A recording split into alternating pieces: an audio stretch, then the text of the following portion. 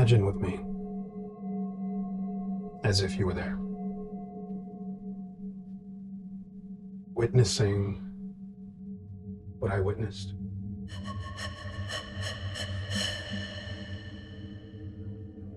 I remember I was looking out onto the horizon. I felt myself drawn to that moment in the distance where the ocean and the sky meet like they're two different layers of the same thing. And I was standing there. I could feel the sand beneath my bare feet, and I could hear the waves rolling onto the shore. And in those moments, as the sun was dipping down into the sky, getting closer to touching the ocean, that's when I felt them there.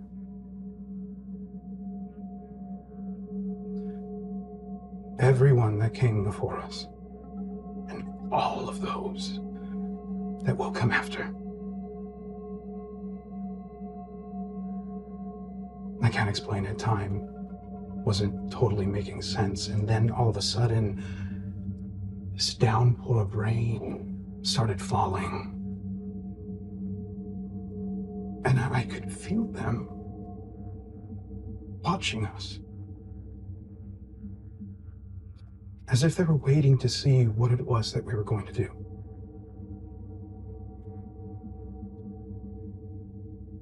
And I felt like they had a message.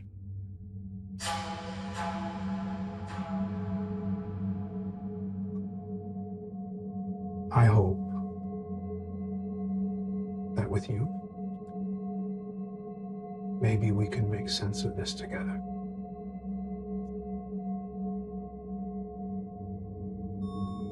This is what happened as we remember it. The first remembering.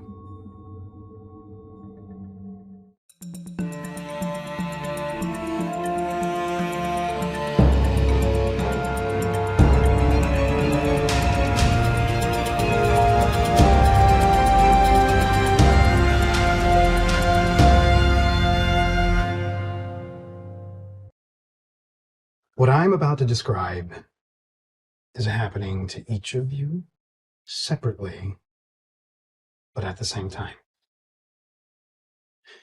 You are alone. It's pitch black, but you can feel the space around you stretching infinitely into the distance in all directions. You hear only the sound of your breath. Each barely audible exhalation lingers for a moment around you as if it were slowed in time. Finally, you see a mirror in front of you, far off in the distance. You notice this mirror, a singular object floating in a sea of nothingness, start to get larger and larger, and you realize that you're being pulled towards it. And as you get closer, you see it's tall and it's wide, and it appears to be made of many smaller pieces. Circular surfaces of various sizes make up this mirror like a mosaic of round, reflective tiles. And though the mirror might seem somewhat fragmented, what it reflects right now remains whole. And what it is reflecting in this moment is you. Catalina, as you see yourself in the reflection before you, tell us who you are and describe the face that is looking back at you. Catalina is a cleric, and she's got dark brown skin and long, tumbling black hair. She's got this very decorative, like, feathery headdress and these pauldrons and this dress. She's very serene. She's very gentle and warm. She's not vain, but she does enjoy her own reflection, so I think she's pleased to see herself. And as you're looking at your reflection, something in your own eyes jumps out at you. What do you see behind the eyes of the person in that reflection?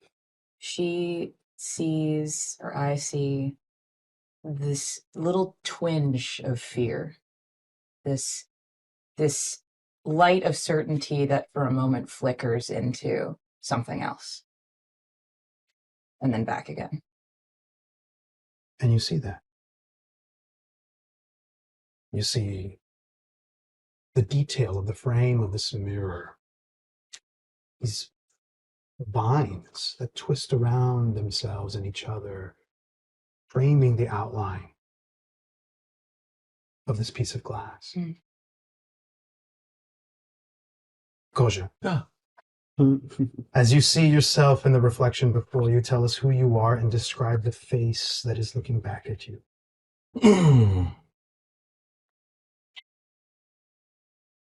I am Koja. I am an orc of greenish complexion. Greenish, it's green. Purple, unruly hair tied haphazardly in a braid, but some bits sort of just like cascading outside of the braid. I'm looking stern, but I take off my red frames, so I'm wearing glasses, and I touch my face just a little. There is an element of uncertainty in Koja. Unsure of what he sees before him. I'm wrapped in sort of my worker's garb, which is like a red sort of sash tied at the waist, worker's slacks, black, and a sort of gold brown tunic top. And I realize this is who I am. I'm a man of the people. I service the people. I work. I'm a worker. But there is a little bit of longing, realization of like, is that it? That moment holds you for a second. Leonara, as you see yourself in the reflection before you, tell us who you are and describe the face that is looking back. I am Leonara Cobrales, known to many and to myself really as Leo. I have olive-toned skin, thick jet black hair pulled up into a ponytail, and long pointed ears. I'm wearing my hunter's garb. I'm a ranger. I have black pants, knee-high boots, leather studded chest plate, a hunter's manta, which is thick stripes of red, black, brown, and a green hunter's cloak on top. And as you see yourself in the mirror, something in your face, either the lines on your face or something behind your eyes, stands out to you. What is that? I think I see my determination and a little bit of the ambition I have, but there's also a seed of doubt. And there is behind what I try to put forth into the world in terms of confidence and assuredness of my path, some doubt of if that's what I really want. You see that looking right back at you. Neza, as you see yourself in the reflection before you, tell us who you are and describe the face that is looking back. I am my grandfather's grandson, and I see lineage.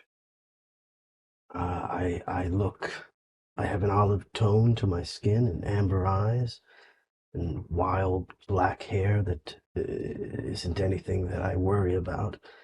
And I'm wearing the clothes that my grandfather wore and his grandfather before him wore, and yet they fit me as if they were made for me.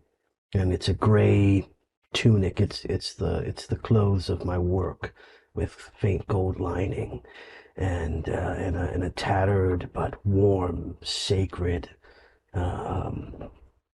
poncho or shawl.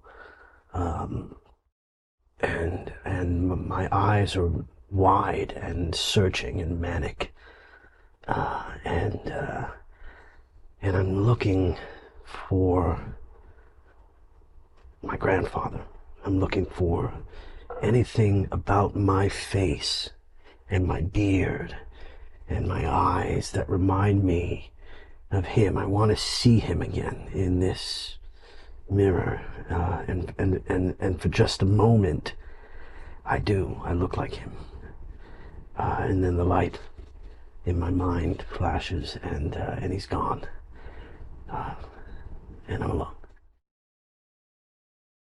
And just as you're each looking at yourself reflected back to you in this mirror of many pieces like a mosaic of glass, your reflection dissolves and the mirror shifts, and it becomes more like a window through which you see your room. You're looking into your room and you can see that it's early morning. You can start to see the beginnings of new light, and you can almost smell that fresh, earthy morning air. Peering through this glass, you recall the morning that you just had. Catalina, did you get up before or after sunrise?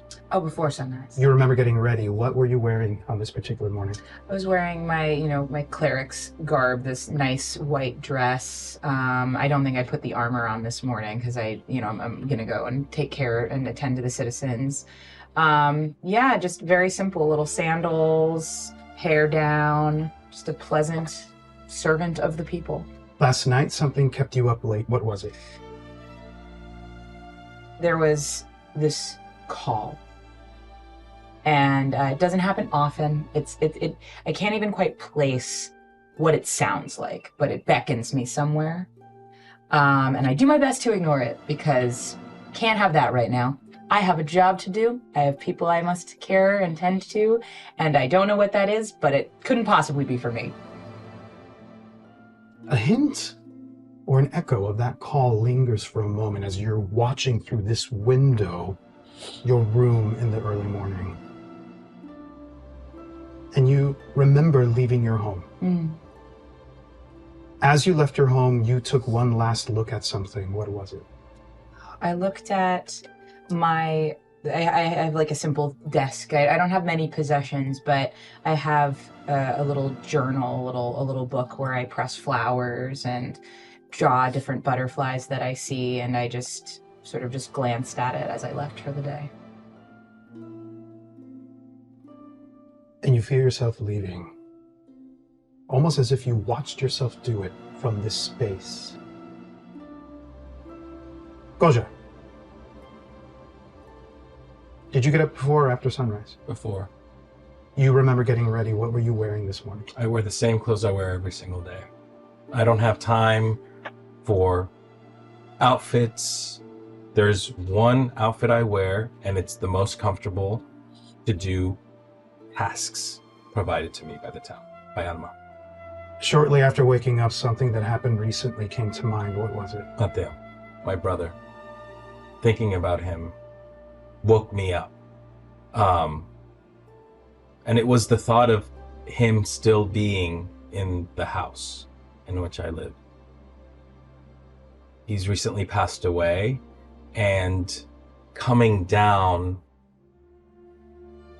when you wake up from a dream, you're like, oh, this actually happened. Mm-hmm. He was living in that fantasy, and he was trying to hold on to that fantasy for as long as he could, but then the wind down of reality came to be, and it's kept him up since. As you left your home, you take one last look at something. What was it? I'm looking at blueprints of a mosaic that I'm working with Doña Martina, who is the person that is currently hiring me to fix her place, designing a beautiful mosaic tile that she instructed very clearly, but I'm sort of trying to add more elements to it to make it really, really pop. Because she's been so kind to me. You see yourself in the mirror, now a window. Leave. Leo, did you get up before or after sunrise? Before. You remember getting ready. What were you wearing? My uniform. I wear also similarly. It's what represents who I am, what I do. Black pants, white shirt, leather chest plate, 2 cloaks. Shortly after waking up, something that happened a long time ago came to mind. What was it? Where I'm from and the mystery of who I am. My father appearing at the edge of the forest with me as a baby and our herd of alpacas, and the many unknowns that plague me almost daily about that. As you leave your home, you take one last look at something. What is it? I think it's the door to the bedroom where my father Santiago is still sleeping, just making sure that sounds like he's still in there snoring. You see yourself through this window. Take a moment looking at the direction of your father Santiago's bedroom, and you see yourself leave. Neza, did you get up before or after sunrise? I haven't slept. You remember getting ready? What were you wearing? I'm wearing the same thing I always wear, similar to my friends here. I am wearing a gray tunic that's bound at the wrist and the hands for work, with a tattered shawl that's a piece of home for me. And this is the uniform that the people in my family wear when they go to work. Right when you first woke up, somebody came to mind. Who was it? Well, I haven't slept, so I've been thinking about the same person. And it's actually, I've been thinking about my grandmother and a song she used to sing to me. And I've been trying to muster the courage to sing it myself, but sitting with it is enough at the moment for me, or has been throughout this long night. You recall an entire night without sleep, and that song lingering in the back of your mind since you woke up many hours ago, skipping a night's rest this time. As you're each looking at this window into your room, seeing yourself leave, the mirror shifts again. And what you see now is where you grew up. The small river town of Alma. Suddenly, your view is sucked up above the town as if you're floating above. The first thing that you notice are the people. A combination of ancestries that go so far back in history, human, orc, elf, tiefling, and characteristics of the entire blended lineage in every face. They're dressed in huepiles and guayaberas, blouse-like garments and tunics and tans and browns with colorful embroidery. They move about, radiating joy and excitement even at this early hour, because here in Alma, the festival of abundance is upon us. We sweep through the walkways of hard-packed dirt, passing by adobe homes. Their clay brick walls are decorated in beautifully colored mosaics. On one home, you see a depiction of sun rays bursting through clouds. On another home, a mosaic of a fierce-looking black jaguar. And on a doorway, different shades of purple tiles coming together, making a maracuya flower, the flower of the passion fruit. As your eyes trace the outline of this mosaic flower, its image through the mirror dissolves and is replaced with an actual passion fruit flower, one of many.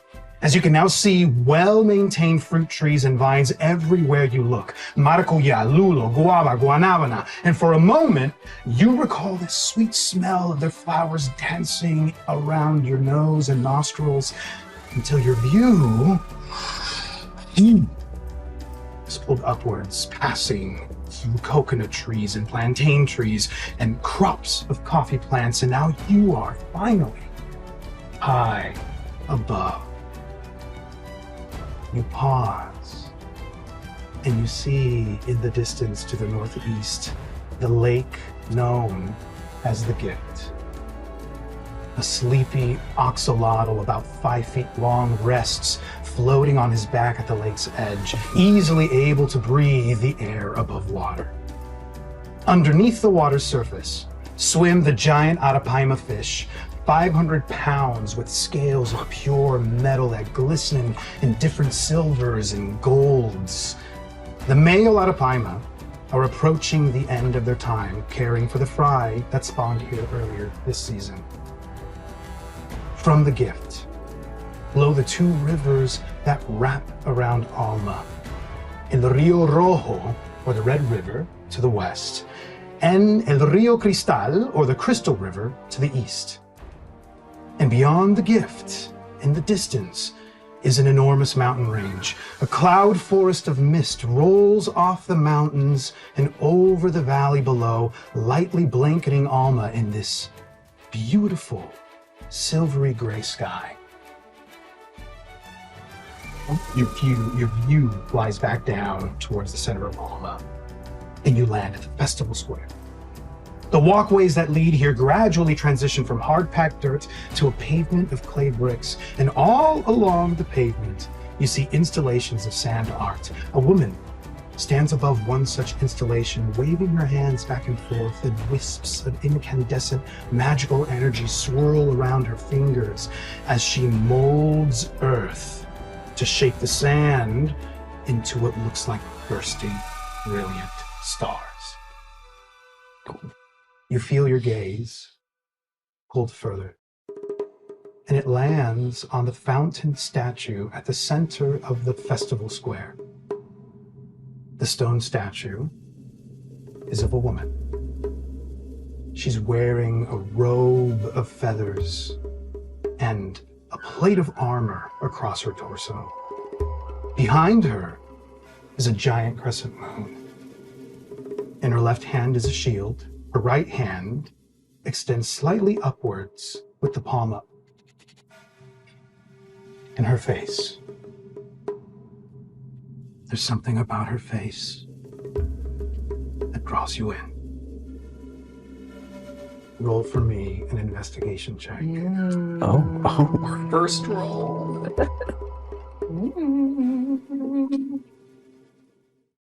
17. 11. 19. 13. Great. Below 12. You feel yourself drawn in. You can tell that this statue is made of very old stone.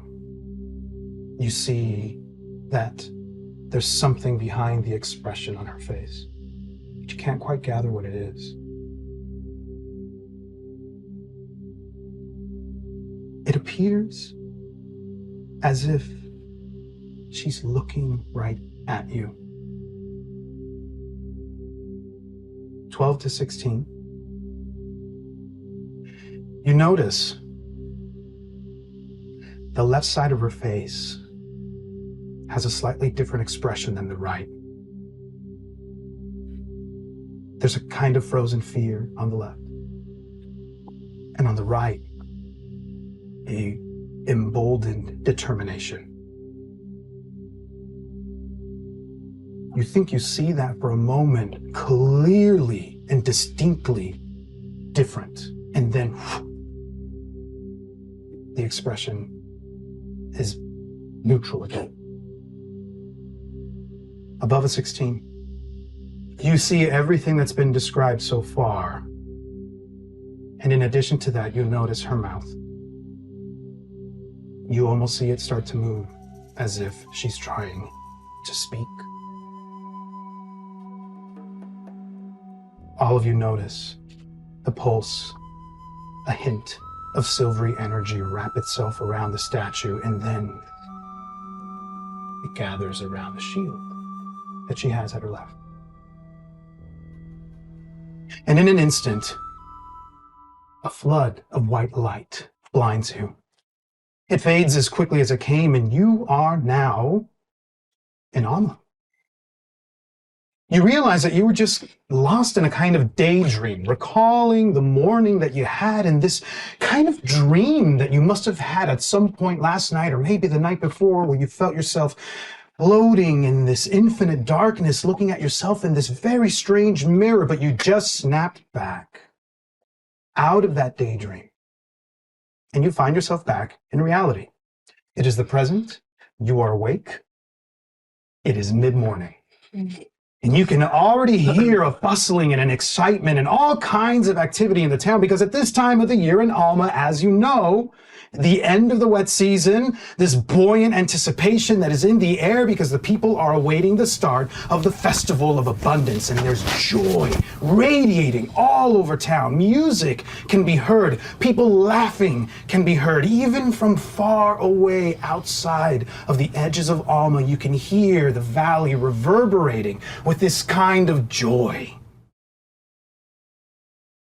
And in this moment, you realize that you are in the middle of something. Catalina, where are you right now, and what are you in the middle of doing? I think that, what are my typical duties during a festival? Because typically I'm, checking in on people and holding counsel and tending to wounds and things. So during a festival, like, what are my responsibilities? You hear a voice from behind you, warm yet stern, and this woman says, Catalina, are you even listening right now? And it is the voice of the high priestess itself. You find, as you come to, that you are in the middle of a ritual of purify food and drink, one of the customary things that you as an acolyte of the temple are meant to do for the Festival of Abundance. High Priestess Itzel is standing right in front of you. Her hands are outstretched. Magical energy is swirling all around them, and it's pulsing into this entire buffet of food and these basins of water. And she's looking at you with this, how much longer are you going to make me wait? Sorry, I apologize. Yep, done. All pure. She looks at you, her eyes narrow for a moment, and she just kind of shakes her head. Insight check, please. Ooh, here we go. Here we go. That is a 9. A 9. Ooh, nailed it. Well, you think you see a crack of a smile in the corner of her mouth, and she shakes her head and she looks at you one more time. You can't quite tell what's behind that look, but what you notice is these wisps of magical energy pulsing into all of that food and those basins of water. And it's as if it's gotten this filter of sparkly, clean newness. You're always daydreaming, and I can't quite understand what it is or where it is that your mind goes, but at any rate, she takes a big bowl a big clay bowl. She scoops it into the basin, filling it up with water, and she hands it to you. I hope you remember that a part of our duties is to take this blessed water to the fountain in the middle of the square. Okay. Yes, please, if you will. And and Catalina, try not to let yourself get distracted on the way. And I leave. And you start to leave. You are in the Temple of Divinity. And you are exiting through one of the 4 exits. The Temple of Divinity has 8 walls. The main 4 walls, facing north, south, east, and west, have these large vertical stained glass panels. The northeast, northwest, southeast, and southwest the secondary walls. That's where the entrances are. Which one are you heading towards? Southeast. Southeast exit takes you into a smaller alcove where you see a relief as the deities that are worshipped here are a few. Most of the reverence is paid towards the mother that's personified very often with the crescent moon. There's a statue of the mother that is at the center of this temple, and the seating in the temple are in the round. As the day goes on, the statue moves slowly around so that at some point, no matter where you're sitting, you will see the mother's face. Southeast, in this alcove, the relief that you come upon is of one of the other deities that homage is given to. There is the sun, there is war, there is peace, and where you're heading is a relief that represents wisdom. The only one that's personified by an actual humanoid figure.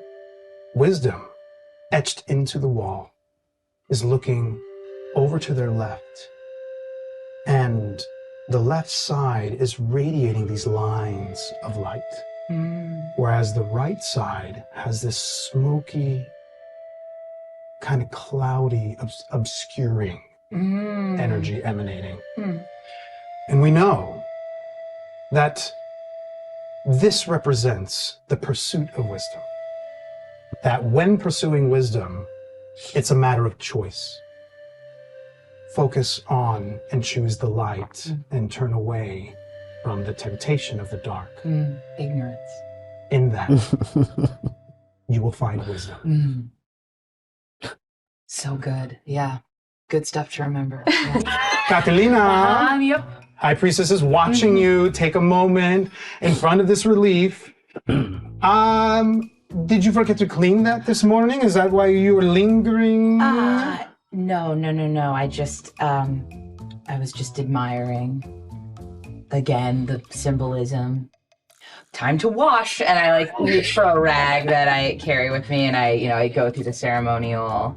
I dip it in the basin, and I like wring it, and I like dip it again, and then I like very slowly and methodically start cleaning the surface of the statue. And a hand comes in and stops your hand and gently takes the cloth away. And it's Arden, another cleric that you work alongside. Arden leans in and says, "Don't worry, I got this." Arden is tall and slender and has a very handsome face, blue eyes, dark curly hair, and you know him really well. He is Don't mind me, I'm just saying. Yeah. he is one of your peers that takes that service very seriously and is also a good friend to have in moments like this. He gives you a little bit of a nudge and says, "I got this, don't worry. Go on and do whatever it is that Madam is asking you to do today." Okay. Takes the cloth out of your hand and he starts to gently Oh, you're so good at doing clean that out. How did you get so good at that? Well, because I've always had to do it twice for myself and for you. Got a lot of extra practice. Right. Thank you. Hey, on your way out there, before you come back, get me one of those raspados, shaved ice. Okay, like actually. Yeah. All right, get out. Okay, fine. You go through the doors. Yep. You see the doorways on all four entrances are carved with these beautiful depictions of natural flora that exists all around in the jungles outside of Alma. You go through the doors, poof, and you're smacked in the face with all that joy and jubilation. This town is alive. And there's dancing, there's people along the market square that you have to go through to get to the festival square. You see different stands and different people selling different goods. And as you walk forward, what is your aim here? You have the bowl in your hand. Yep. Gotta take this to the fountain. and don't get distracted. Should I roll for getting distracted? Absolutely. What role would that be? Let's do we give think? you, it's a, I would say, a little wisdom roll. Wisdom, just a wisdom already. Here we go. And now That's survival. a 3. Wow. 3 plus 2, which is a 5. Okay. Don't get yeah. You're in your mind as you leave, you start thinking, okay, get to the statue, get to the statue, yep. get to the shaved We're gonna do ice, it. get to the Get the shaved shaved ice, ice. get Oh, to right, the shaved shaved ice. Yep, ice. gotta Right, do shaved that. ice. Yep. And from the corner of your eye, you see a stand and you see a man that you know well. His name is Adife. And in the moment that his attention, that your attention is pulled towards him, you see him take a big bucket of water and he throws it up into the air, waves his hands, and casts shape water as snow starts to fall and he catches it in another bigger basin. Yeah, for real. And he scoops it onto a smaller clay cup. And next to him is a variety of different concentrated juices. He takes one of them and he pours it on there. This is the Piragua man, the man who sells the shaved ice in town. And he locks eyes with you. And you don't even realize that your trajectory started to kind of already banana towards him. And he comes up to you and meets you and gives you already the shaved ice that you know is your favorite. Catalina, I know how much you love the passion fruit, so this is especially for you. Thank you so much. Thank you. No, thank you. Well, because I will never forget the service that you provided me. And my little Hadi, my son, who wasn't feeling well, and I took him to you and the care that you had for him. I think the work you do there and the rest of the acolytes, it is the mother's work. It is the mother's work, yeah. Thank Don't you. worry, you don't have to give me any coin. for I that. do need to give you coin for No, my friend, though. no. For my friend, for Arden. I need another one. Arden! And he scoops another giant scoop of shaved ice and puts it in another bowl. And Arden, ese niño. Muy dulce. And what flavor does he like? Oh, gosh. Can I do a history check to see if I remember? Yes. Let's see here. That's a 2. What? I think he likes the same one I like. The same one you like. You can never go wrong with a little maracuya. Okay, let's see. And he hands it to you. How are you holding the bowl I think, and yeah. the shaved I think ice it's like, cups? it's classic like Devil Wears Prada intern. I got the 2 here, and I'm gonna just hold the bowl here, and I'm like, oh, right, there was an order to this. Well, I better go back and drop these off. I'm gonna go back to the temple and drop these off because I can't carry these. Give me a right? dexterity check. Yeah, here we go. Am I dexterous? We don't know. Ooh, 9. Oh, total 9? Just 9 because I have no pluses to Oh dex. boy. Okay. No. So No. you are clearly, I mean, it's a balancing act already with just the water in the basin. And now you have 2 scoops of shaved ice. A little bit of the water spills out onto the ground, but not enough to make any kind of disaster. Okay. Very quickly, you see a little kid run up to you, and he lends a helping hand. And this is Hadi. This is the boy who Nice. was sick, who you had helped make better through the works that you were doing at the temple.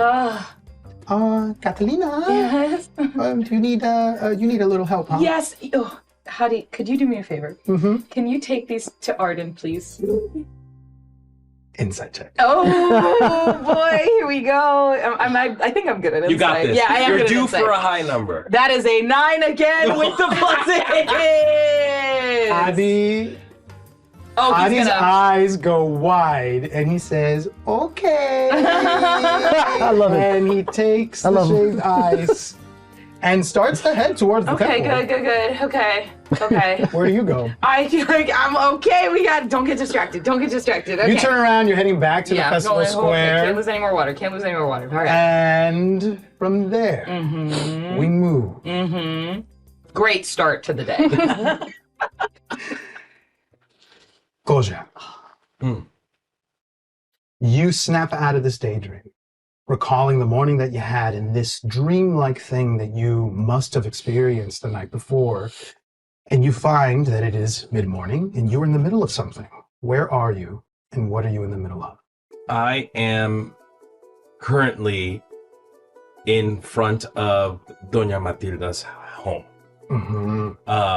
My task that was assigned to me was to finish working on the mosaic. But I decided to check on the flowers that grow in front of the house just to see how they're doing. You see a bed of flowers and lots of different colors. A sweet smell wraps itself around you. Give me a nature check.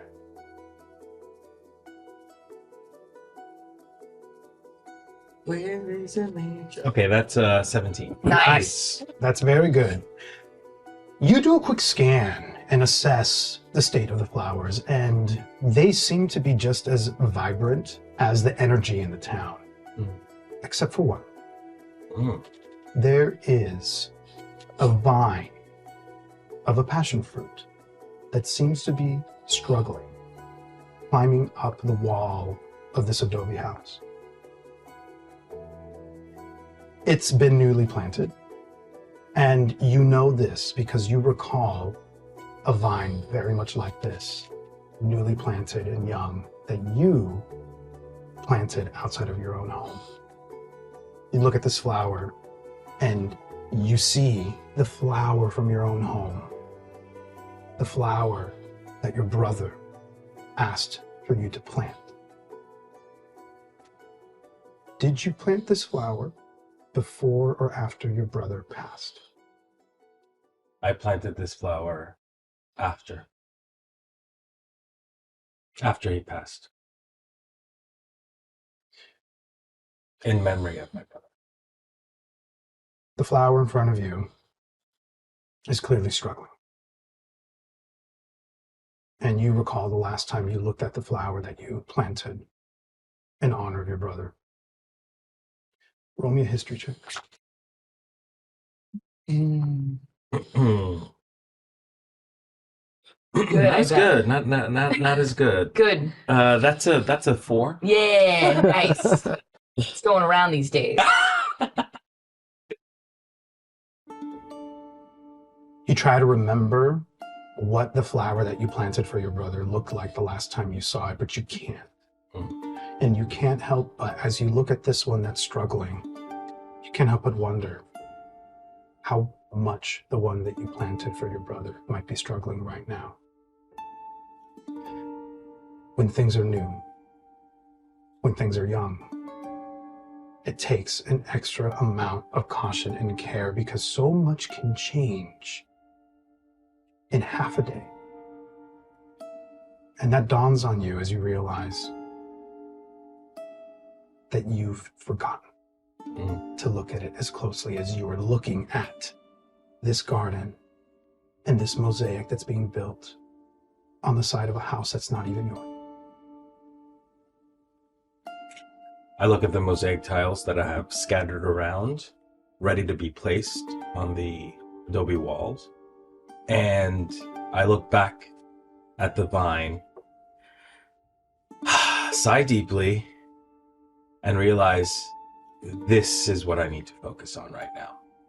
Making this specific flower shine brighter than any other thing in this garden right now. How would you like to attempt to do that? I would like to, I have experience with gardening as part of the duties that I conduct in the town. And the first thing that was, I was going to say taught to me, but nothing was really taught to me. From the things that I were taught were like lifting heavy objects, moving stuff around. But it seemed like I just kind of knew exactly what to do as if by instinct. So I just allow instinct to take over. You start to get your hands dirty, something you are absolutely familiar with. There's a kind of contrast. Your big worker's hands, calloused, dig into the dirt with a kind of gentleness and care. And a woman leaves the home of Doña Matilda, and it's not her. This woman is Odessa. Jeez, man, jeez. You know Odessa, one of the oldest people in Alma. She has light brown hair, and gray is definitely coming in, but that light brown has been held onto for quite some time. You see her ears lean a little bit more pointed. And it's clear that in her heritage, as blended as it is for all of us, that she landed on a little bit more of the elven lineage than perhaps many other people here do on average. Probably one of the reasons why she is, as old as she is, still aging quite well. She looks at you. Koja, would you like some help? Doña Odessa, I don't want to inconvenience you. Never every day. inconvenience, mijo. And she comes down and kneels right next to you. And you I remember. tense up. Oh. She feels you and notices you tense up before you even become aware of it. And she hesitates for a moment. She pauses. And she says, Koja. Oh, I remember all the times that I get to work with the children in town and I get to give them lessons in druid craft. And I know it's been many, many, many years since you were a child, but it's never too late to begin a lesson with Doña Odessa. Doña Odessa, I don't want you to waste your time. Koja, you're no waste of time. No one here in Alma is a waste of my time. Like this. And she grabs her hand and she rests it on top of hers. And she pulls it back away from the flower, then towards it, as if she is taking the air that's in between and pulling and pushing it around it. And you can almost start to feel a little bit of that exchange in energy. And a wisp of magic is released, swirls around the flower, dances around it. And the flower opens up just a tiny bit. This is just for now. This is not a permanent fix. In fact, it's not really a fix at all. It's just a moment for you to be able to see the potential in that flower. And that druid craft dissipates just as quickly as it manifested, and the flower is back in the state that you initially saw it. Koja, the potential for that is in you. More so than it is in any of the magic that those of us in Alma possess.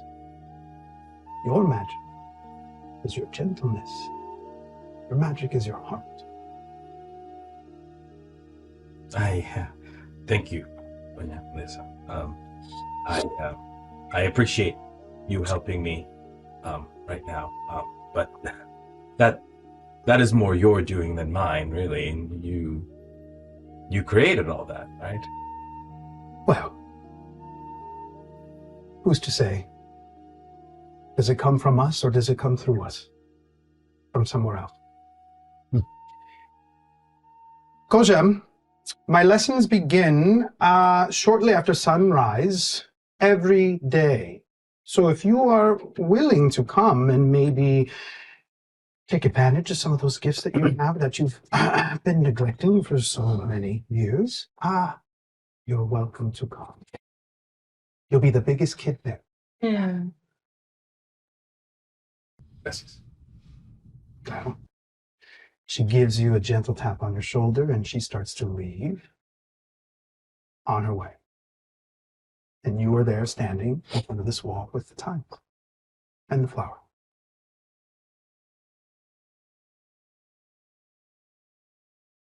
Leonara.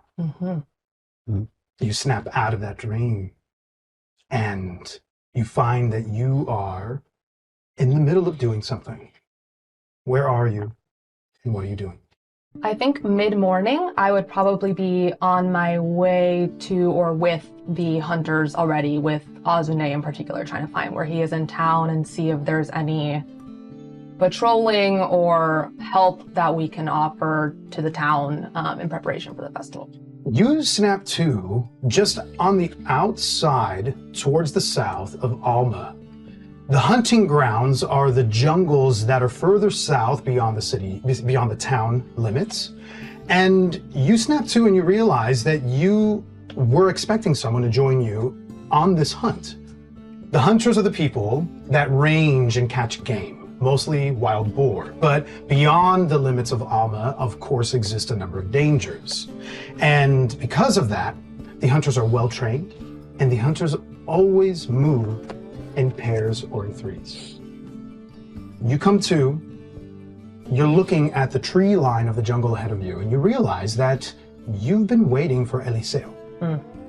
Another hunter, a newer hunter than you, but an incredibly skilled one and already gaining a kind of high regard amongst the hunters. You almost hear him approaching. Give me a perception check.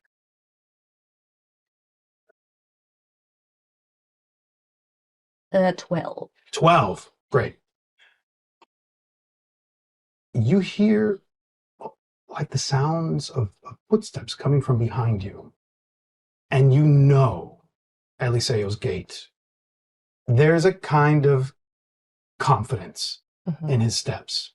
He knows how to make his steps quiet when that's called upon, but he also knows how to step with a kind of weight.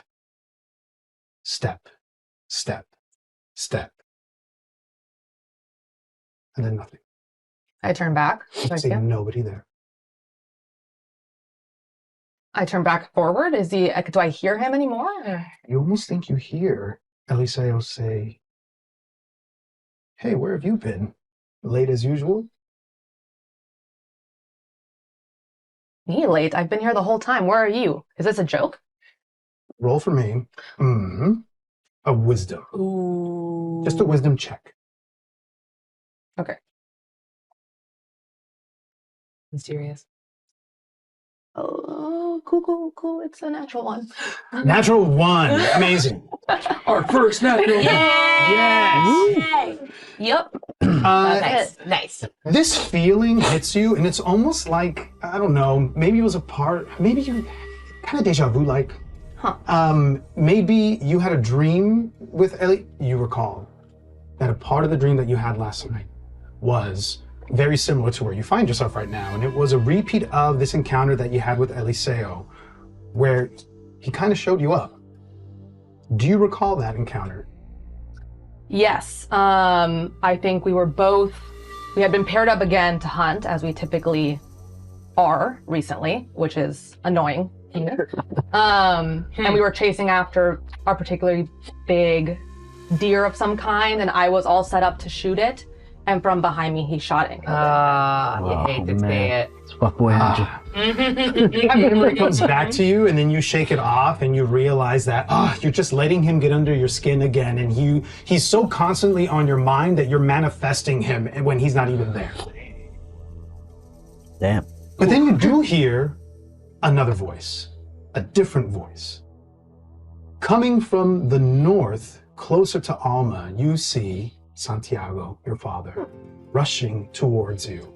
He, in his mid-60s, but looking a little bit better than he does for his age, as is the case with a lot of people in Alma, because we all have that trace of elven lineage that gives us a little bit more grace in how we age. We're all hot. Yeah. I'm hearing you're all hot. We all age well, that's for Silver sure. fox, Okay, hot, right. sexy. Yeah. More human in appearance than features that suggest orc or suggest elf. And you see him as he's gotten up in age, a little bit more portly. Gray hair that was once dark, a little bit more thin.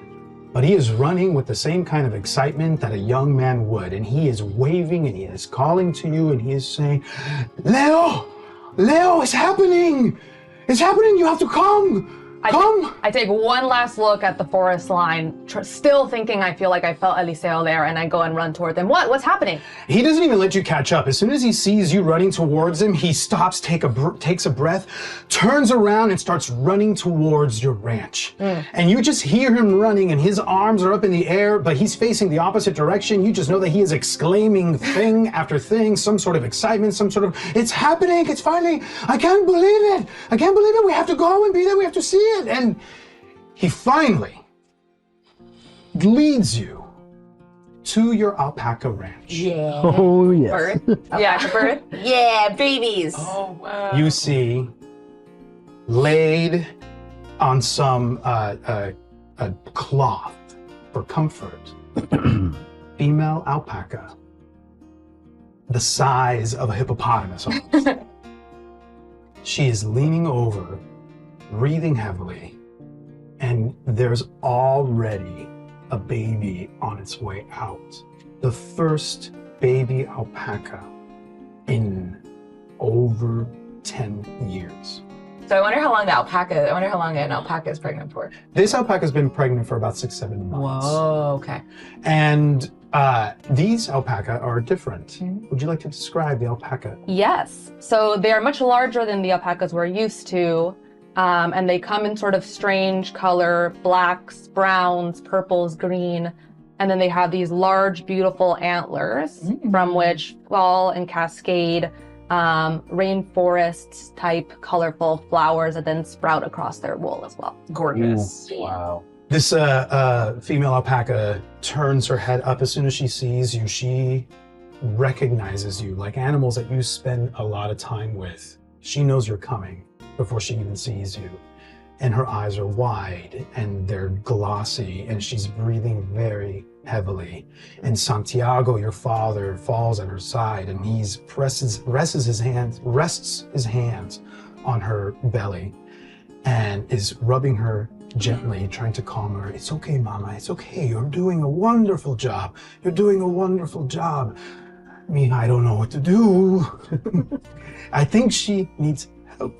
Oh, okay. I'm gonna first go up to her head and sort of pat it, clean up the gloss, and be like, I'm gonna do something. I'm gonna whisper in her ear. I'm gonna do something that's a little uncomfortable, but I promise you it's gonna help. So don't stress. And as you get close to her face, you just see and you feel her nuzzle you just a little bit. And she breathes you in. And then relaxes a little and goes back to that labored breathing. Aww. And then I'm gonna, I guess, try to pull this baby out. Yeah. Do it. Give me Do it. either a nature I'm gonna do check. something that's a little uncomfortable. I don't know the Let me medical pull term. this I'm gonna baby. Yes. pull it out. Yeah. I mean, Or Assisted break. delivery. animal You know? handling. I'll take animal handling, nature. I'll even take survival. Okay, I Yeah. think I'll do animal handling. Yeah. That makes sense. Come on. 12? All right. 12 is enough. So you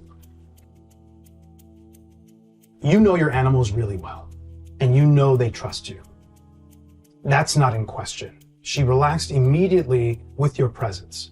You run your hand along her belly and you start to head towards where the baby is coming out. And suddenly you get a little bit wobbly because you know how much your animals trust you. That's not in question.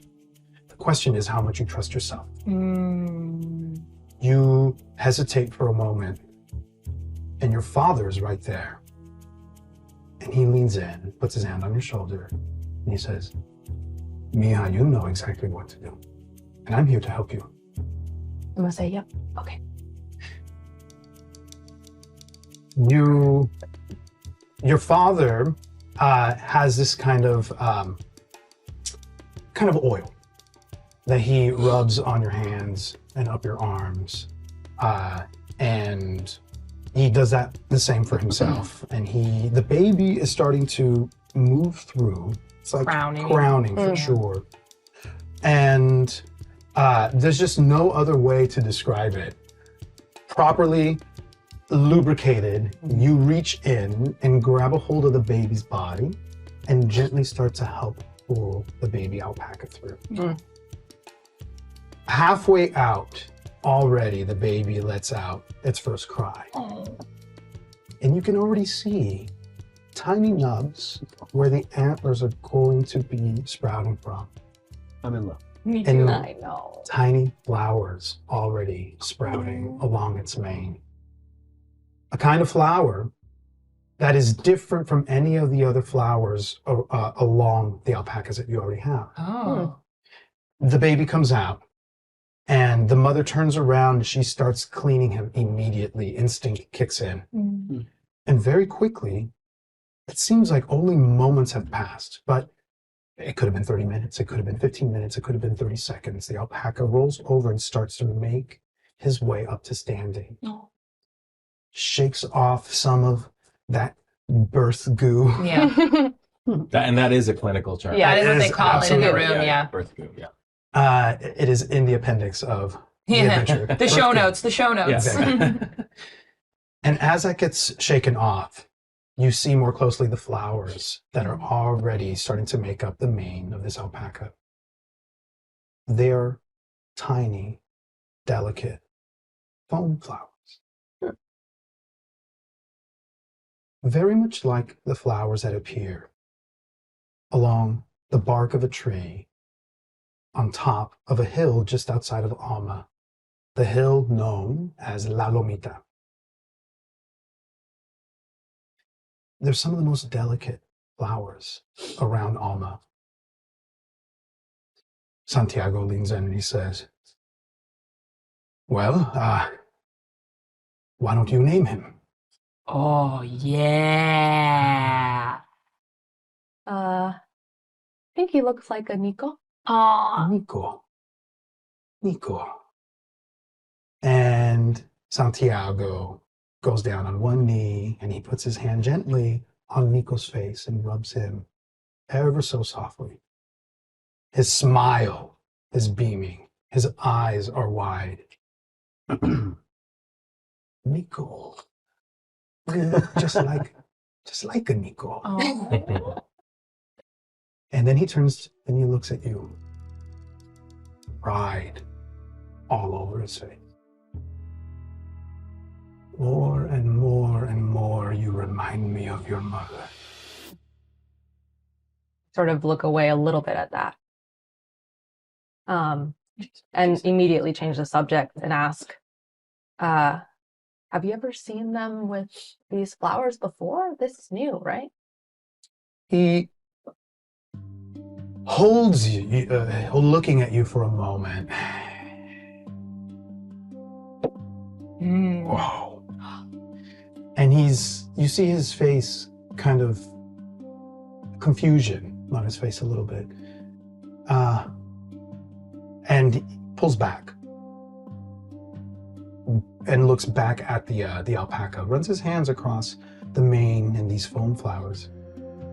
Well, I've never seen any of the alpacas with these particular flowers, but of course this is the foam flower. We know that they grow on La Lomita. Can I insight check him? Yes, Ooh, absolutely. Do it. What do I do?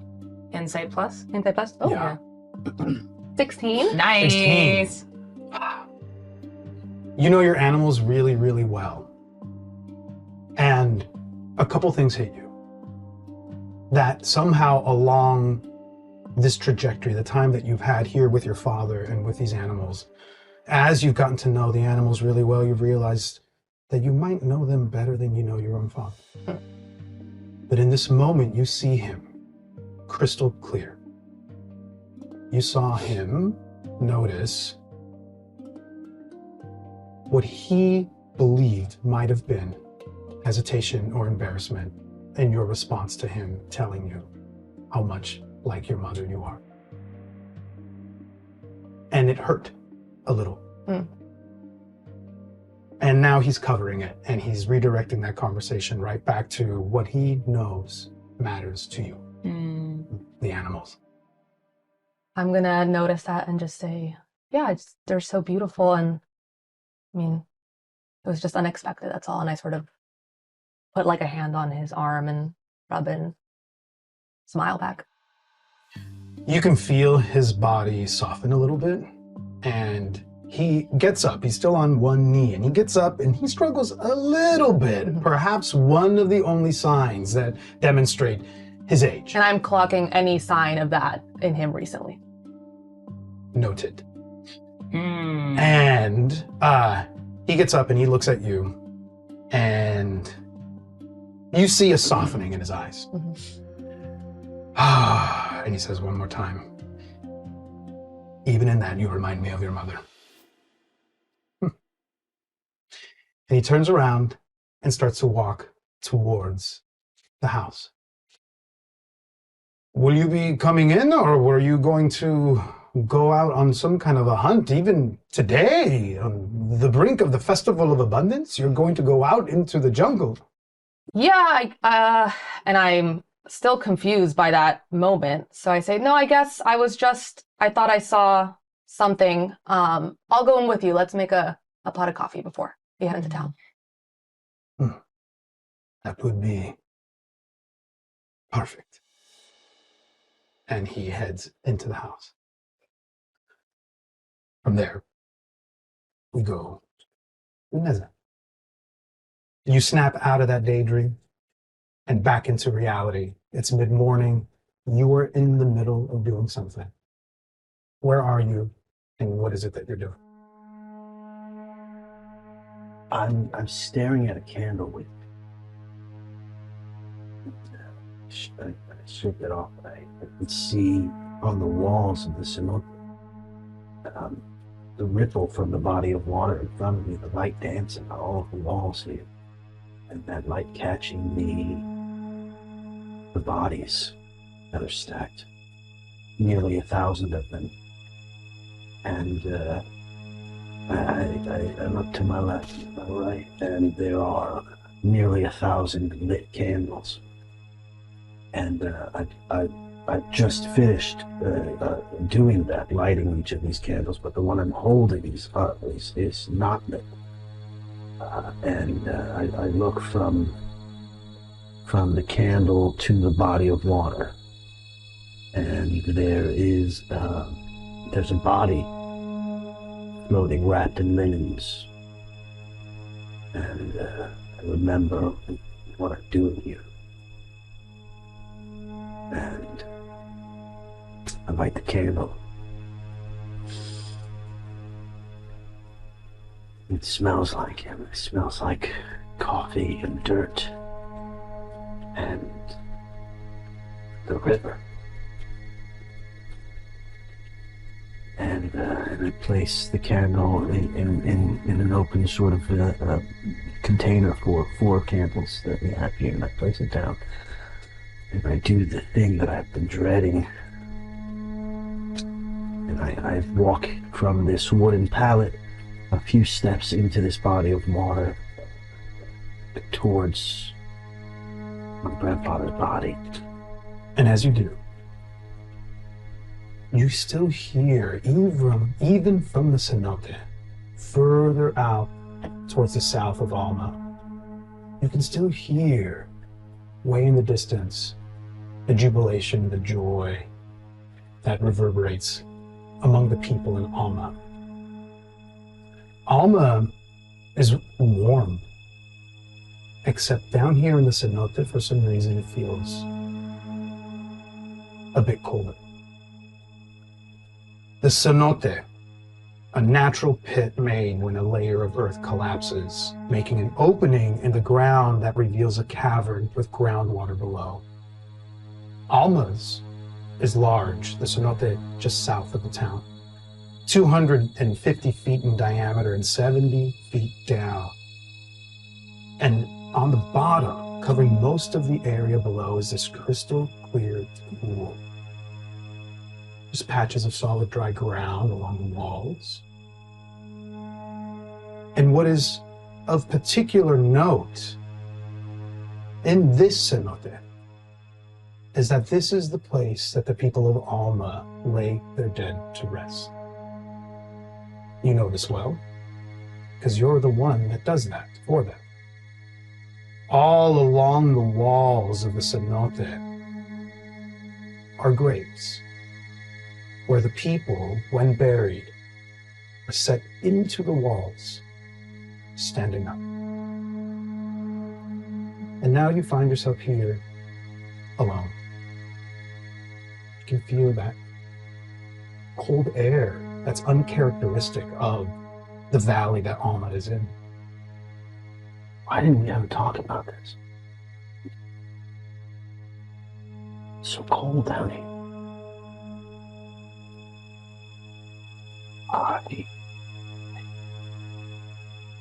I approach, and I sort of wade chest deep into this water, and he's floating in front of me, and I just I want to touch him, but that's not part of the ritual. And I have so many questions I didn't ask. This is what we did together. No. God, I told Coach I didn't want him to be here, but I wish he was here. He's nice. You would have liked him. You did like him, I think. I don't know. I never asked. Roll me a perception check.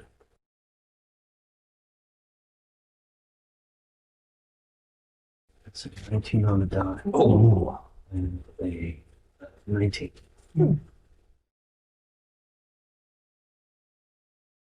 These words that you're saying, do you speak them out loud or do they remain in inner monologue? I often speak out loud. I speak to myself. And recently, I speak to the air, and it seems to listen. So I am speaking out loud. The cenote right now is lit almost exclusively from the candlelight. And suddenly, from behind you, you see that there's a different kind of light, a glow. And it flutters in the air in a soft, emanating kind of energy. You turn around.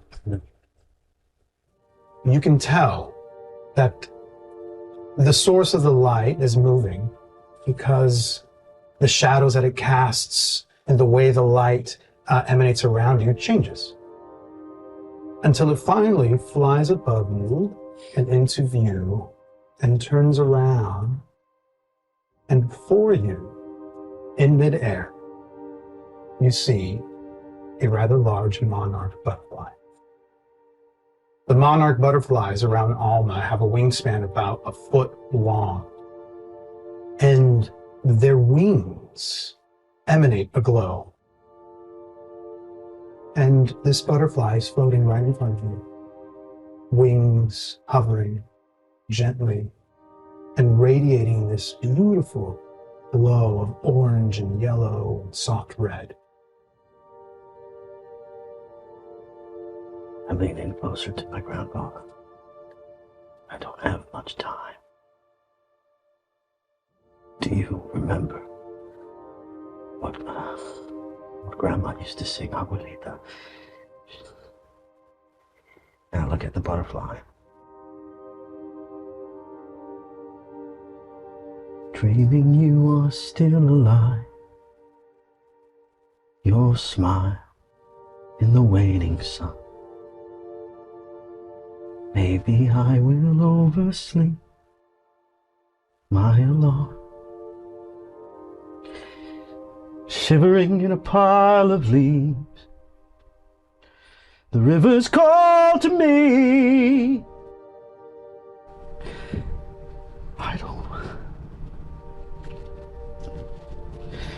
Please don't let me oversleep my alarm. You have lived, and now you must bear witness. And I grab the body out of the water and start walking towards the pallet. You do. The body is rather light.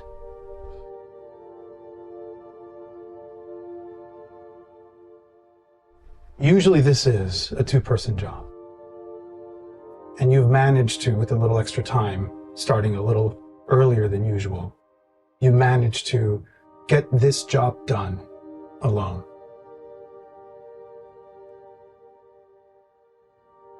Where do you take your grandfather? I lift him up and I place him on the floor of the wooden pallet, and there's a rope pulley system there. Mm-hmm. Designed to move me up and laterally along the cenote to reach the different plots, if you will. And I know exactly where this body will rest because he's going home. He's going to join my abuelita and my family, their family, his family, stacked behind her. So I maneuver the pulley system to get me to that level and move laterally till I'm in front of my ancestors.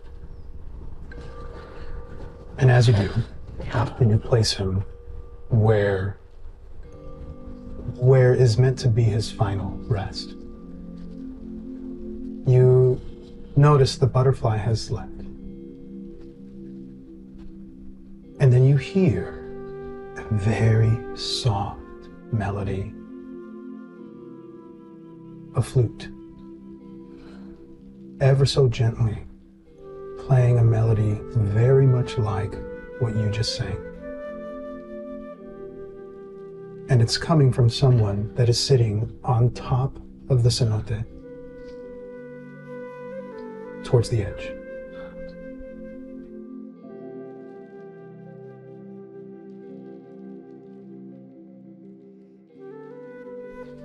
I didn't know him as well as I thought I did. I wonder if any of these people were really known, seen. I want to remember them. I need to remember him. I'm sorry I didn't know you were coming. The flute stops, and you hear a voice. Neza? Maybe you were expecting someone else? Oh, And you hear the voice of Yelitsa. Oh. I'm sorry, I thought you were... It's okay. It's okay. If you want, I can join you for a moment. I'm sorry, I heard a little bit of what you were doing. I came, and she picks up a little a container of coffee. I know, you know that I'm the person that typically delivers the coffee to people, and so I know how much that meant to your grandfather. So I thought I'd bring you some. And just so you know, our wonderful coffee roaster is sometimes inconsistent with his attention span, and I made sure to set aside the ones that were roasted best. He hasn't laughed in a week, and that makes him laugh. Thank you. That means a lot. I could just leave this here for you if you want. I know. No, it's... I didn't realize that you were in the middle of that. I'm so sorry to interrupt. I thought I wanted to be alone, but it's nice to not be. He did love your coffee. Well, I kind of gave him the best batch usually, so that's probably why. Do you have enough for two? Do you want to join me for a cup? I always have enough for two. And I from the bottom of the cenote, I maneuver the pallet. Right before I do, I take one last look at my lineage. And I maneuver up to her at the lip. And I extend my hand to her. And you see, Elitsa, her jet black hair is tied back. She's got a small drum strapped around her, and in a holster, she's placed her flute. And she is wearing bright colors, robes that kind of wrap around each other, but a very light garment, a light cloth that's made here in Alma from the bark cloth. There's a worker in town that specializes with stripping the bark from the trees in the jungle and pressing them, tanning them with the leathers that he works with. And he's able to make a very fine, light cloth from that, which is what she's wearing. Her skin is a dark copper. And you see in her quite a bit of the human lineage that a lot of people, everybody in Alma has. And you see some hints of elf. And behind her red eyes, you see some of that infernal tiefling manifesting in her. Not just in the fire in her eyes, but in the fire and how she plays. You have seen. I don't think I've ever seen her in this way before. You haven't seen her in this way because the fire is different here. Oh. There's a lot of different kinds of fire. You've seen the fire, maybe from a distance, of her in her element, playing music and dancing. This is a different fire. It's more like embers. It's softer. But often the embers are what's left over after a fire has been there for a long time, and they burn pretty hot.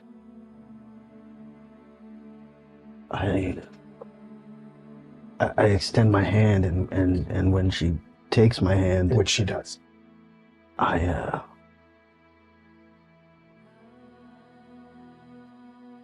You look different. There's something different to you.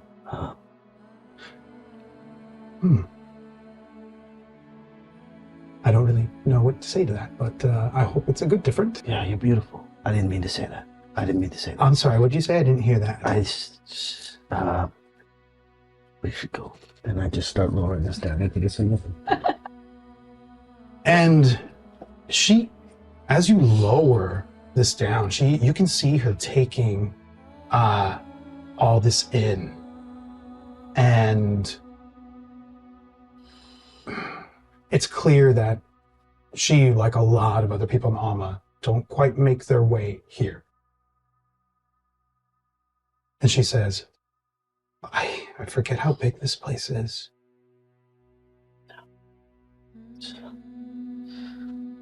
I used to love coming here.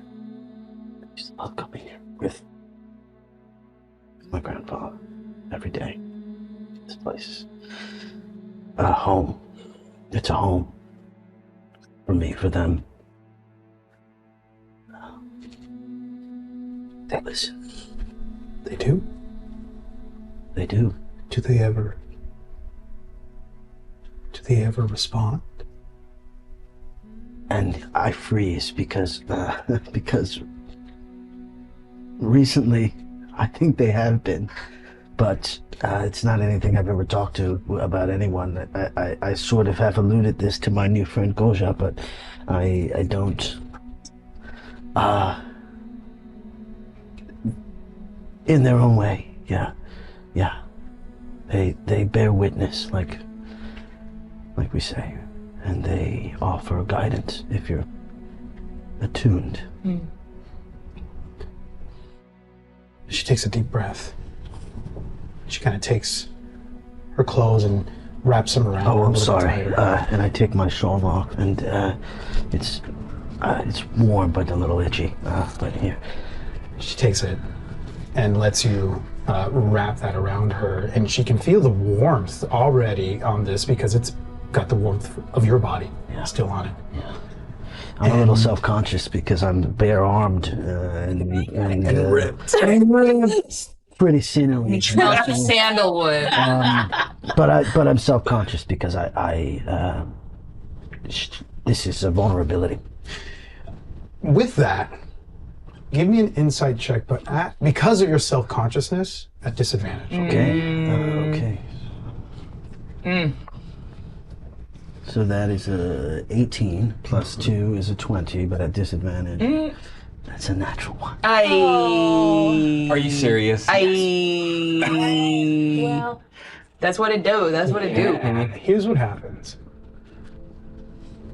The moment that's wrapped around her, that fabric, and you see her kind of pull it in a little bit more tightly, everything gets a little bit fuzzy for you all of a sudden. You start to become self-conscious of your bare arms. You start to become self-conscious of how long it's been since you've had a visitor here, and a hot one, no less. especially one that is looking at you in a particular way. And then you kind of come to, and it's as if maybe 10 seconds have passed, and she's looking at you and she says, "Are you okay?" Yeah, I was... I keep thinking about his earlobes. That's him now. Yeah, he just had... They were big. And I stared at them for so long. Huh. Interesting. She steps forward and starts to examine your earlobes. Okay. What are you doing? Looking at them. I'm just It's working. wondering if you inherited the earlobes of your grandfather. So I walk over to the pool and look at my reflection. That's so funny. Are they... Holy shit, they're bigger than they were. This would work. This would work. This would work. It would. I don't... Maybe. I hope so. Perception check, please. Ooh. 17. Wow. The water is so still that it reflects back to you a perfect mirrored reflection. Sometimes perception isn't just about what you see. Sometimes it's about what you want to see. And as you're scrutinizing your face, starting with your ears, the only things that you are able to see, the only things that stand out to you are the parts of you that are exactly like your grandfather. Anything else, you don't even take notice of. And you find, as you scan your face, traces of him around your ear, a little bit in your earlobes, the shape, not quite the size, but the shape. Something a little bit of him in your jawline. And behind your eyes, something stands out to you. Scanning your face, seeing all of these similarities come to you, when you get to your eyes, you're stopped. It's not about the eye color. It's not about the shape. It's about what's behind the eyes. And for some reason here, you see something so different from what you remember in your grandfather.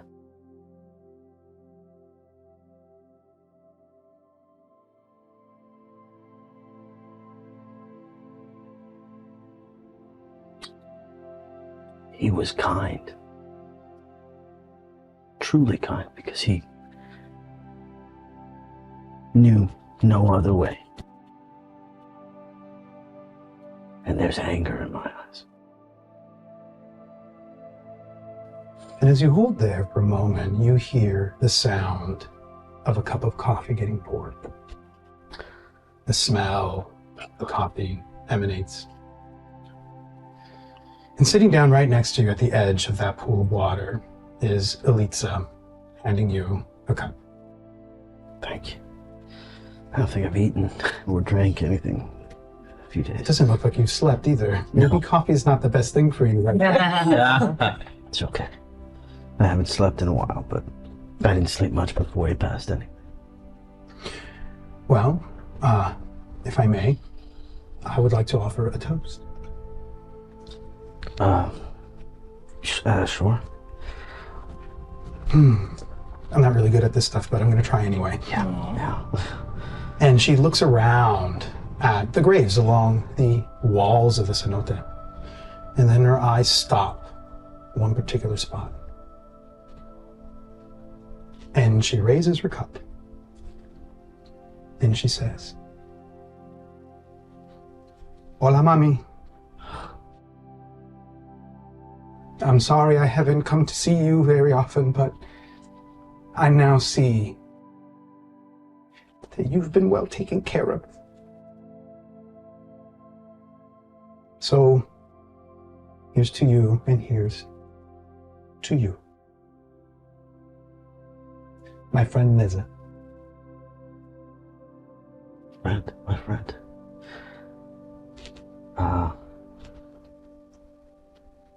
Doña. To you and your kindness. She is proud of you. Are you saying that just to be nice? Maybe. Oh. That's okay. It still works. So, Salmon. And she sips the coffee. I chug it. Oh, okay. Yeah. Someone's not going to be sleeping anytime soon. That's strong. And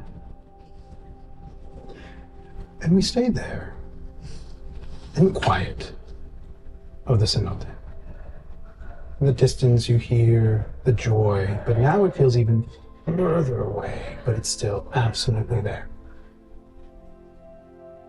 As that coffee warms you, and the cold of this place dissipates ever so slightly. I just sort of scoot over a little bit.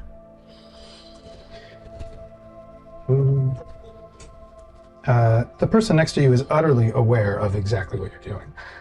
And That's good, because I sort of blacked out.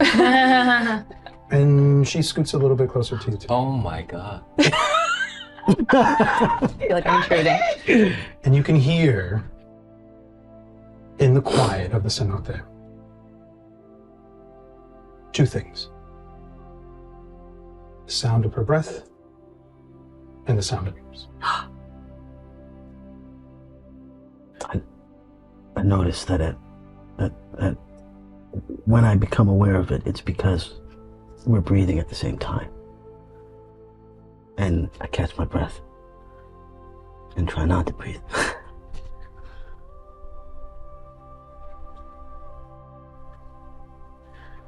She looks at you, catching you in that moment. And she says, "That's some of my favorite music, by the way." And she starts to turn a little red in her dark copper cheeks. You start to see it. What I mean is, I like to think that, well, there's just music all around us, and some of the music that I think that we take for granted is, she lets out a breath, is the music of just being alive. You hear that? And she calls your attention to that joy from the town that's so far away. Yeah. That's my favorite song. Do you? And I look at my grandfather. Do you want to go? Do you want to go into town? She takes that in and she looks around and she thinks and she says, "Maybe not quite yet. Can you take me to her? I have something to say to my mom." Of course, yeah.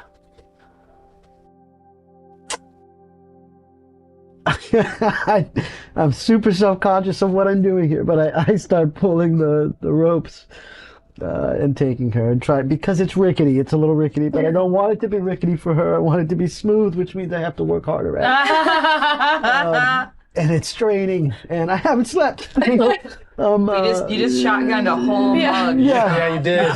It's I'm about, yeah, here we go. Give me a dexterity check. I just want to see how smooth this is.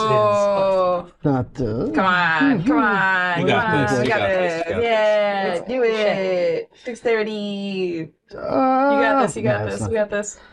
Oh, 18. Hey! Trust in the dice.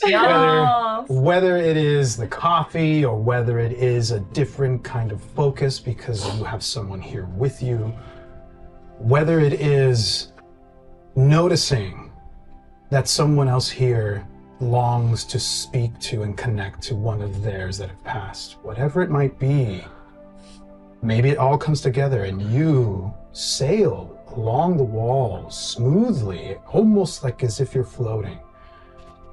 And you start to slow down perfectly as you get to the place where her mother is resting. What?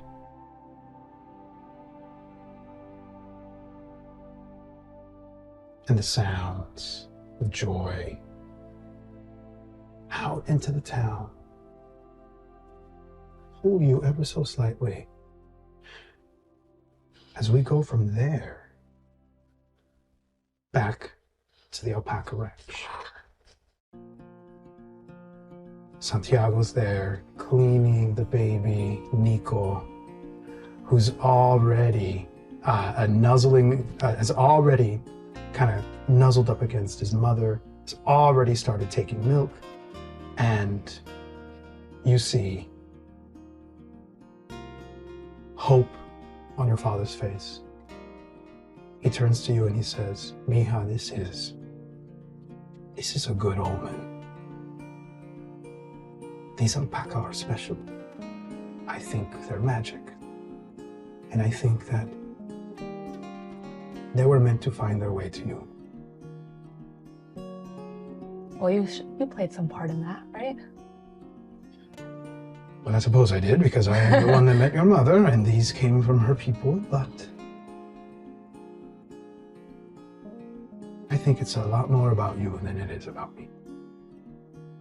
I do feel connected to them in a way I don't with most people, as you know. I do. And the look of concern washes over his face. Mija, how hard do these alpaca have to prove themselves to you to earn your affection? Not at all. I mean, I've grown up with them. They're sort of like my siblings. I just wish that you would believe that for yourself. You've earned your place with the hunters. Azune looks at you with respect. Eliseo looks at you with more than respect. Oh. I think he looks up to you. Yeah. I think that you have earned the right to receive that. I mean, Just think about it. You don't Yeah. have to. Just want you to. I feel like Azane's opinion of me maybe is changing, though. You don't think so? How would I know? I'm not in his mind. Why don't you ask him? Yeah. I guess I don't want him to know that I'm wondering. Well, the time will come when maybe choosing to speak to it might give you the truth of what it actually is. Maybe. That moment lingers. As we move from there back to Koja, are you still at that adobe? The Doña Matilda's. Are you still at the adobe, Doña Matilda's? I've moved away from there, and I'm at the blacksmith's place to do some odd jobs around the. What do you call this blacksmith place? Armory? Forge? It's an armory. Yeah. It's Theo, the blacksmith. His place is both a forge and an armory. Theo is who shapes the metallic scales that are gathered from the Arapaima fish, which is a important part of the Festival of Abundance, which again we are on the brink of. Joy, celebration, cheers, reverberates around you. And on your way there, you see a boy on the side. Part of the festivities is children running around and playing with these sock puppets of the Arapaima fish. And there's this other toy that's common. It is another type of puppet. It's a wooden puppet with a trigger. And at the top of it is an Arapaima fish. And when you pull the trigger, the jaw of the Arapaima opens up and out pops out a bunch of little babies. Let go of the trigger, they go right back in. And there's a little boy who is clearly upset. He's pulling the trigger on his toy and it's not working. And you can see that he's trying to get it to work and Do I recognize this boy? You do. His name is Juancho. Juancho is, there's a group of kids and he is one of the youngest of the group of kids. And he tags along with his older brother. You also know that he is the nephew of one of the druids in town that runs around. His name is Nemetze. He runs around taking care of grove after grove after grove after grove. And he's responsible for cultivating the coffee plants. Clearly nowhere to be found because he's a little bit too busy. But yeah, you know Juancho. I walk over to Juancho and I drop the very heavy bags. And I make a point to smile broadly to showcase warmth. Yes. Giant eyes look up at you, red-faced and tears coming down. His dark hair, like kind of shaggy on the top of his head. And his crystal clear blue eyes look up at you. And he says, Gosh, my toy, I don't know what happened, but I just was working in the morning and I don't know why it's not working. And his breathing is just chaotic and out of control, and you know that he's at the point where that's getting uncontrollable, impossible to stop, and then he just runs to you and clings to your leg. The warmth that you were attempting to portray, it comes clear to you, was utterly unnecessary. Kids like you here. He's sobbing. He's holding you. The toy that's already not working kind of falls to the ground and it clatters, clack, clack, clack. What do you do? I grab the toy. I inspect it. I put my left arm and I just hold Juancho's back, just to hold it, just to remind him that I'm there while I inspect the toy. You can see the part of the mechanism, this little string that the trigger pulls on that is attached to a little mechanism on the top that also pulls on something else, causing the mouth to open and the babies to come out. And that part has a little break in it. Okay. I will try my best as Juancho is clinging onto my leg to take out my toolkit and try to repair it. You do. And roll me a investigation check. That's an 18. 18, beautiful. You are a person that works with your hands. It is your go-to. And as you look at that part that's broken, you take out your toolkits and as you're about to go to work on it, you stop. And you remember the conversation that you just had with Odessa and the plant, and that little moment of magic that she just showed you. Not so much to help the plant, because druid craft doesn't last forever, but more so to show you what you have within you. You're looking at this, and it dawns on you that you have another way of fixing this with magic. Mending will do it beautifully and perfectly and seamlessly, which you have.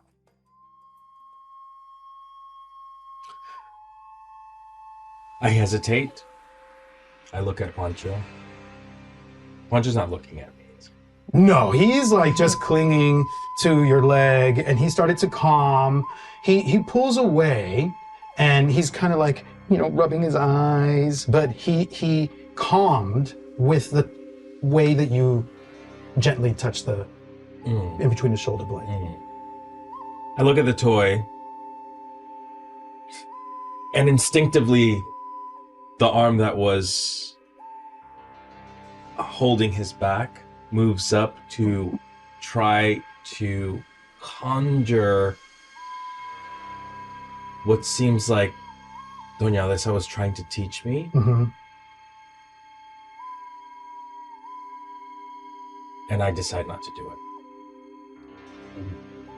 it.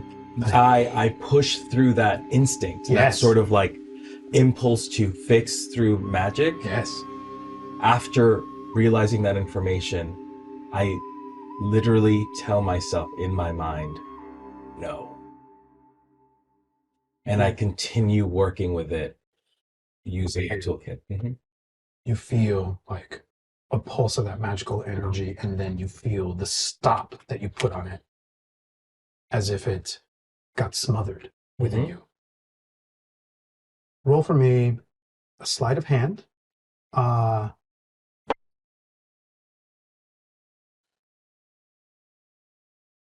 That's a 17. 17, great.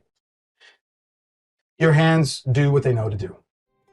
In no time, you make the fix that you see is needed. It's a gear that's a little bit off, and it just needed to get kind of put right back into place. And you test the trigger. It works beautifully. Juancho looking up at you, his eyes now giant. A huge smile beaming across his face. The sobbing, because he had already gotten so chaotic with it, is still there. So he's still doing this kind of breathing, but his face is the complete opposite of the sobbing that's continuing in his body. And in multiple labored breaths, he says, "Thank you, Gosha. I'm so happy." And he reaches out for the toy. Yeah, I give it to him and I said, if it ever breaks again, come to me. I'll fix it. Okay. Go play with the other kids. He's running off with the other kids, and the way that he is pulling that trigger on rapid fire, it dawns on you that in no time it's going to be broken up. Back to And he runs off. And you continue walking towards the blacksmith. And we go back to you, Catalina. I rolled a d4 to see how many more times I spilled, and it was 2 more times. 2 more times.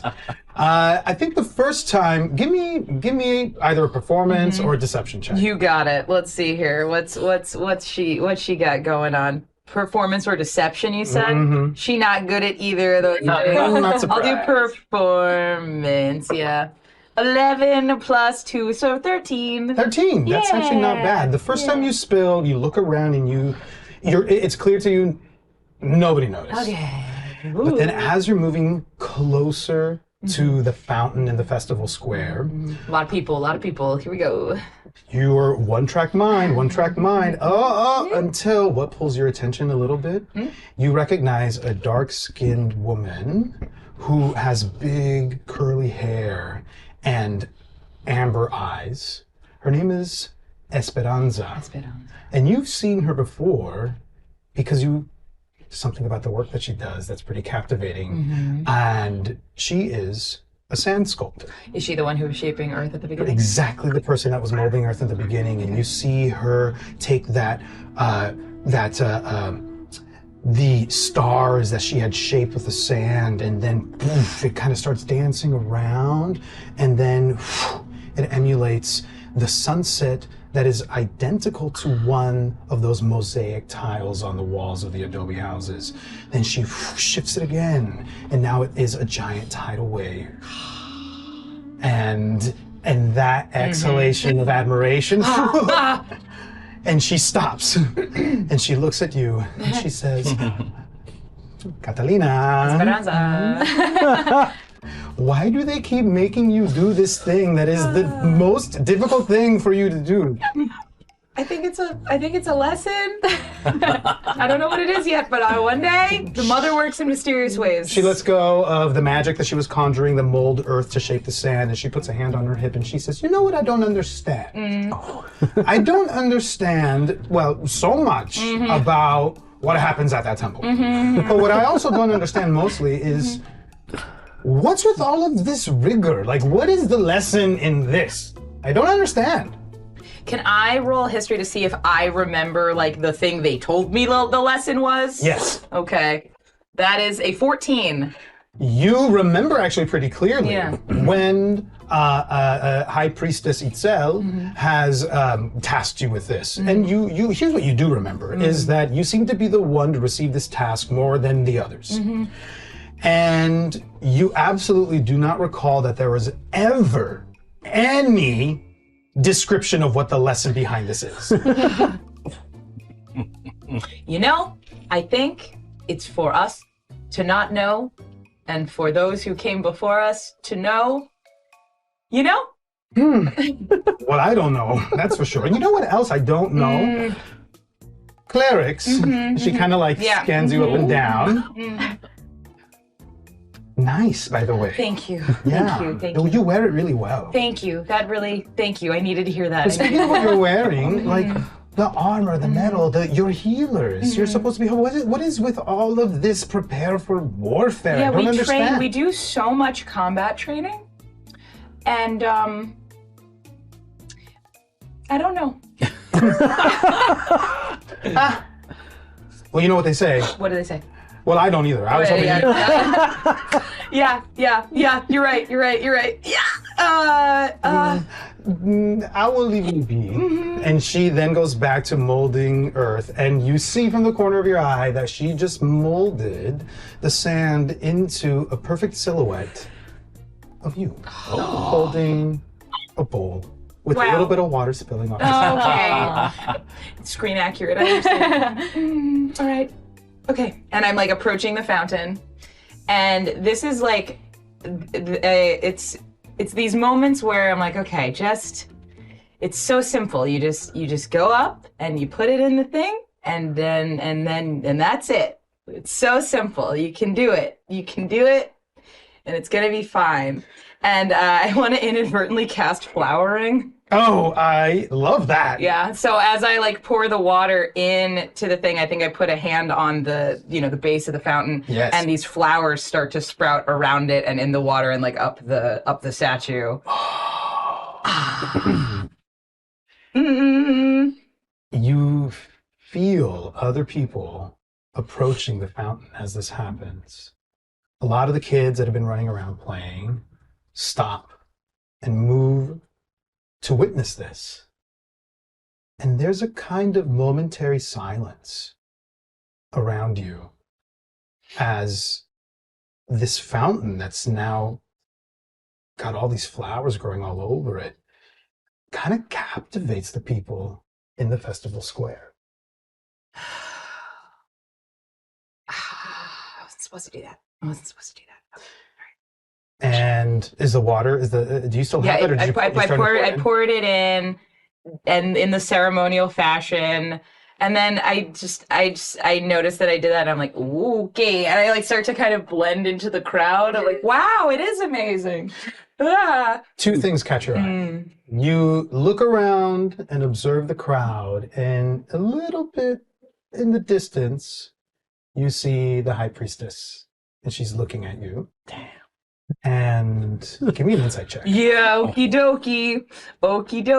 Let's see. Come on, baby, you can do it. That is 14. Great. Yeah.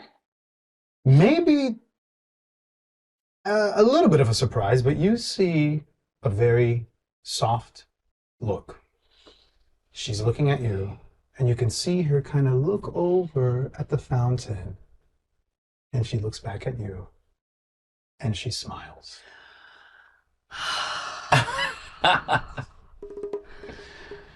And she turns and walks away. And you hear a small child go, "Oh, look at that!" And they're pointing at the fountain. Do you look? I do. And you look back at the fountain, and something different than the flowers growing all around it catches your eye.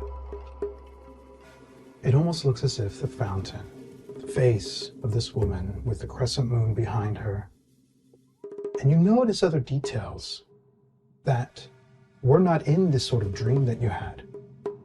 The palm that's extended upwards has a snake wrapped around it, and it extends up above the length of her arm, its jaw unhinged, and it's from the jaw, the mouth of this snake, that the water spills into the basin.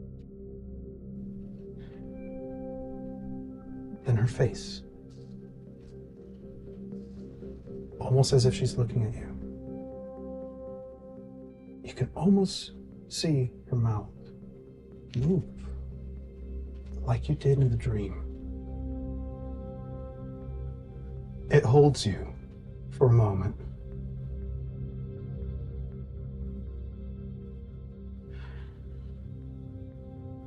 As you hold there, we move to Koja, taking in Teo's blacksmith shop. You hear the sounds of metal getting pounded and getting shaped. We move from there to the alpaca ranch. You almost hear, Leo, the sound of Eliseo's voice saying, well, are we getting moving or what? We move to the cenote, quiet, of Initza, paying some sort of homage for her mother. And from where each of you are, you hear a sound, a horn in the distance. Doo-doo, doo-doo, reverberates across the valley, and it's followed by an exuberant cheer from the people in the town, and you all know what this means. It's Arhan, the elder and the leader of Alma, who is sounding the horn, and he is calling the townspeople to join him at the gift. Like every other year, at the end of the wet season, Arhan has been at the gift day after day, waiting to hear from the voice of the river spirit. And the river has finally spoken to him. It is time for you and for the rest of Alma to play your part in the bargain that was made with the river many generations ago. Arhan sounds the horn again, and it reverberates throughout the town with this echo of cheer and jubilation from the people. And then it starts to fade as something else reaches your ears on the wind. The distance, you think you hear a woman's voice, like a cry or a wail. Sounds of joy from the people fade further into the background, and the agony in her voice, it pierces you. And you feel yourself go just a little bit cold. And in that moment, our remembering stops.